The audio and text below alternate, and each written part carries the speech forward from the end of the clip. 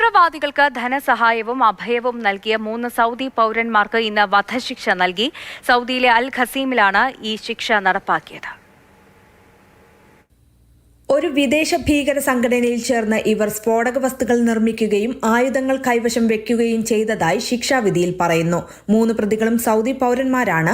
സൗദിക്ക് പുറത്തുള്ള ഒരു ഭീകര സംഘടനയിൽ ചേർന്ന് പ്രവർത്തിച്ചു, സ്ഫോടക വസ്തുക്കൾ നിർമ്മിച്ചു, ആയുധങ്ങളും വെടിയുണ്ടകളും കൈവശം വെച്ചു, ഭീകരതയ്ക്കും ഭീകരപ്രവർത്തനങ്ങൾക്കും ധനസഹായം നൽകി, കുറ്റവാളികളെ ഒളിപ്പിച്ചു, അതുവഴി സമൂഹത്തിന്റെ സുരക്ഷയും സ്ഥിരതയും തകർത്തു എന്ന് മന്ത്രാലയം വിശദീകരിച്ചു. സൗദിയിലെ അൽ ഖസീമിൽ വെച്ചാണ് ശിക്ഷ നടപ്പാക്കിയത്. സമൂഹത്തിന്റെ സുരക്ഷയെയും സ്ഥിരതയെയും ആക്രമിക്കുന്ന എല്ലാവർക്കുമെതിരെ സുരക്ഷ നിലനിർത്താനും ഇസ്ലാമിക ശരീഅത്തിന്റെ വിധികൾ നടപ്പാക്കാനും സൗദി അറേബ്യൻ ഭരണകൂടം പ്രതിജ്ഞാബദ്ധമാണെന്നുള്ളതിന്റെ തെളിവാണെന്നും ആഭ്യന്തര മന്ത്രാലയം അറിയിച്ചു. സുരക്ഷാ സേന കുറ്റവാളികളെ പിടികൂടുകയും അന്വേഷണത്തിനൊടുവിൽ കുറ്റപത്രം സമർപ്പിച്ചതായും മന്ത്രാലയം വ്യക്തമാക്കി. ബന്ധപ്പെട്ട കോടതിയിലേക്ക് കേസ് റഫർ ചെയ്തു. പ്രതികൾക്കെതിരെയുള്ള കുറ്റങ്ങൾ സ്ഥിരീകരിച്ച് വധശിക്ഷ വിധിച്ചുകൊണ്ട് വിധി പുറപ്പെടുവിച്ചു. രാജകീയ ഉത്തരവ് പുറപ്പെടുവിച്ചതോടെയാണ് ശിക്ഷ നടപ്പാക്കിയത്. Mathrubhumi news, Riyadh.